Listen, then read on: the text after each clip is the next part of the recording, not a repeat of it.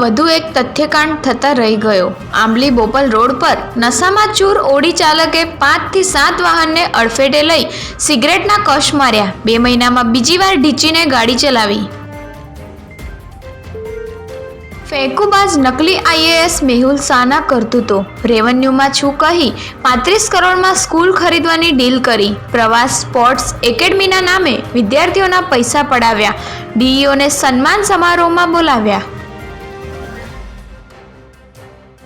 દારૂ ભરેલી ટ્રક પંજાબથી અમદાવાદ પહોંચી। ક્રાઇમ બ્રાન્ચે 35,000 બિયરના ટીન ભરેલી ટ્રકને ઓગણજ પાસે પકડી પાડી। 63.35 લાખનો મુદ્દામાલ જપ્ત।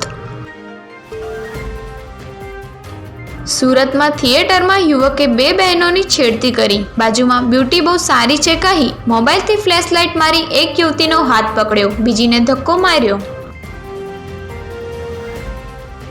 ટ્યુશન ક્લાસીસમાં નોકરી કરતી યુવતી સાથે છેડતી। યુવતીનો સતત પીછો કરી બીભત્સ ચેનચાળા કરનાર યુવકની પોલીસે ધરપકડ કરી।